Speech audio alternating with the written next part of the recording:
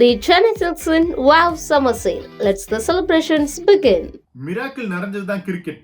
அதனால தான் என்னவோ அதை நம்ம ரசிச்சுட்டே இருக்கோம். அது எப்பேற்பட்ட வழிகளை தந்தாலும் சரி, எப்பேற்பட்ட சந்தோஷத்தை தந்தாலும் சரி, கிரிக்கெட் மேலே இருக்கிற அந்த காதல் வந்து போகவே போகாது. அதுக்கு ஒரு உதாரணம் தான் இப்போ ஆர்சிபி பிளே ஆஃப்குள்ளே போனது. அதாவது நம்ம ஐபிஎல்ல எத்தனையோ கம்பேக் பார்த்துருப்போம். நம்ம பொறுத்த வரைக்கும் இது வந்து ஐபிஎல் ஹிஸ்ட்ரியில் கிரேட்டஸ்ட் கம்பேக் எவர் அப்படின்னு நம்ம எழுதி கொடுத்துடலாம். எத்தனையோ கம்பேக்ல இது வந்து ஒரு பெஸ்டான கம்பேக் சொல்லலாம். ஆர்சிபி டீமாக வந்து நல்லா இருந்திருக்கு. ஒரு சினிமா படம் பார்க்குற மாதிரி இருந்திருக்கு. ஒரு ஹீரோ எந்திரிச்சு நிற்பார்ல அடே கடைசி டைமில், அந்த மாதிரி தான் இருக்குது.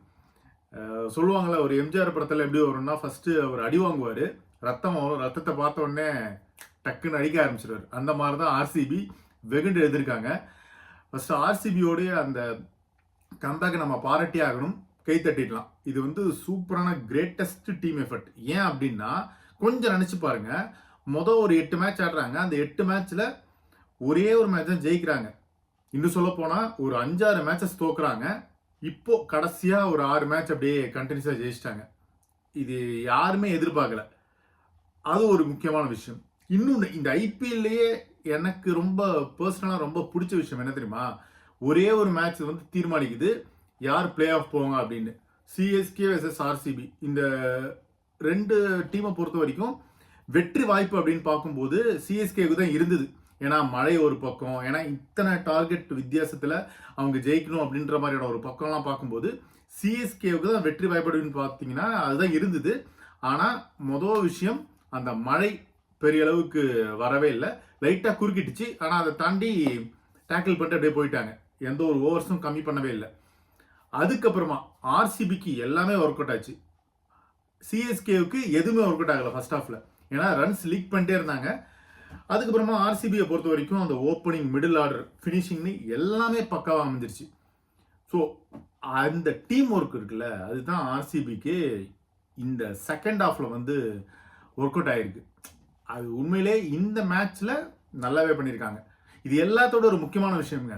இந்த மாதிரியான ஒரு கிரன்ச்சியான சுச்சுவேஷனில் ஆர்சிபி எப்பவுமே சொதப்புவாங்க. ஆனால் இந்த மேட்ச்சில் எந்த ஒரு தவறும் நடக்கவே இல்லை. அப்படியே தவறு நடந்தாலும் ஒவ்வொரு டைம்லையுமே அவங்க சரி பண்ணிட்டே இருந்திருக்காங்க. நீங்கள் நல்லா கவனிச்சிருந்தீங்கன்னா தெரியும். ஃபஸ்ட்டு ருத்ராஜ் கேக்வாட் அவுட் ஆனாரு, அப்புறமா டேரல் மிச்சல் ஒரு பார்ட்னர்ஷிப் போடுறாரு, லைட்டாக அப்படியே மேட்ச் போகுது, கடைசியாக அவரே அவுட் ஆகிட்டாங்க. அப்புறமா அந்த சிவம் துபேக்கும் ரச்சின் ரவீந்திராக்கும் ஒரு இடையே ஒரு ரன் அவுட் கன்ஃபியூஷன் ஆயிடுச்சு. அங்கே ஒரு டேர்னிங் பாயிண்ட் நடந்தது. அதுக்கப்புறமா ஒரு முக்கியமான டேர்னிங் பாயிண்ட் சிவம் துபே அவுட் ஆகுனது. இது எல்லாத்தோட ஒரு முக்கியமானது தான் ஜடேஜா மற்றும் தோனி. இவங்க 2 பேர் பார்ட்னர்ஷிப் வந்து ரொம்ப சூப்பராக இருந்தது. ஆக்சுவலாக மகேந்திர சிங் தோனி மேட்சை முடிச்சிருப்போம் தான் நினச்சோம். ஆனால் கடைசியாக அது ஒர்க் அவுட் ஆகலை. அது நம்ம யாஷ்தேல் பாலில் வந்து ஒரு 6 அடித்தார், அடுத்த பாலே அவர் பாலே அவுட் ஆகிட்டார். ஸோ தோனி அவுட் ஆனதுக்கப்புறம் கொஞ்சம் அப்செட் ஆகிட்டார். ஏன் அப்படின்னா அவருடைய கடைசி ஐபிஎல் இது சொல்கிறாங்க. கிட்டத்தட்ட அது உண்மைதான். அவர் கடைசி மேட்ச் வந்து சென்னையில் ஆடணும் அப்படின்லாம் சொல்லிட்டு இருந்தார். ஃபேர்வெல் அப்படி தான் கிடைக்கும் அப்படின்னு. பட் இதெல்லாம் வச்சு பார்க்கும்போது அடுத்த ஐபிஎல் தோனி விளையாடுவாரா அப்படின்ற ஒரு டவுட் இருக்குது. ஏன்னா அடுத்த ஐபிஎல் வந்து மெகா ஆக்ஷன் நடக்க போகுது.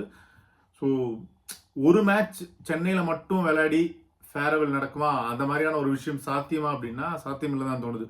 ஸோ இதுதான் தோனியுடைய கடைசி மேட்சாக இருக்கிறதுக்கான வாய்ப்பு இருக்குது.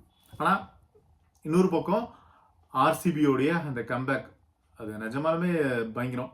ஏன்னா அவ்வளோ எந்தூசியாஸ்டாக இருந்தாங்க அந்த ஃபேன்ஸ்லாம், சேர் பண்ணிட்டே இருந்தாங்க. கடைசி வரைக்கும் அப்படிதான் இருந்தாங்க. அந்த லாயல் ஃபேன்ஸ்னுவாங்களா, அதை வந்து காட்டிக்கிட்டாங்க ஆர்சிபி. ஸோ நாம் ஏற்கனவே சொன்ன மாதிரி தான், இதுக்கு முன்னாடி எல்லாமே சாதகம் வந்து சிஎஸ்கேவுக்கே இருந்தது. ஆனால் இது ஒவ்வொன்றா உடச்சி ஆர்சிபி உள்ளே வந்தது தான் இப்போது ரொம்ப ஆச்சரியமாக இருந்தது. ஏன்னா இந்த மாதிரி சுச்சுவேஷனில் ஆர்சிபி கொஞ்சம் சோக் பண்ணிட்டே இருப்பாங்க. ஆனால் இதில் எதுவுமே நடக்கலை.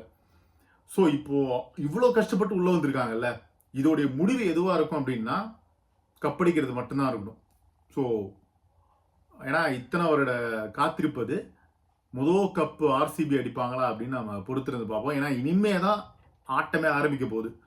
ஸோ என்ன நடக்க போகுது அப்படின்னு பொறுத்திருந்து பார்ப்போம். ஏன் அப்படின்னா ஒரு பக்கம் ஆர்சிபி இருக்காங்க, ஆனால் இன்னொரு பக்கம் செம ஸ்ட்ராங்கான டீம்ஸ்லாம் ஆப்போசிட்டில் இருக்காங்க. எஸ்ஆர்ஹெச், ராஜஸ்தான் ராயல்ஸ், கேகேஆர்லாம் இருக்காங்க. ஸோ மேபி கேகேஆர் ஃபைனல் போகிறதுக்கான வாய்ப்பு இருக்குது. ஸோ ஆர்சிபி என்ன பண்ண போகிறாங்கன்னு பொறுத்திருந்து பார்ப்போம். ஸோ இந்த ஆர்சிபியோடைய கம்பேக் பற்றியும் சிஎஸ்கேவுடைய தோல்விக்கு என்ன காரணம் அப்படின்றத பற்றியும் உங்கள் கருத்துக்களை அப்படியே கமெண்ட் செக்ஷனில் கமெண்ட் பண்ணுங்கள்.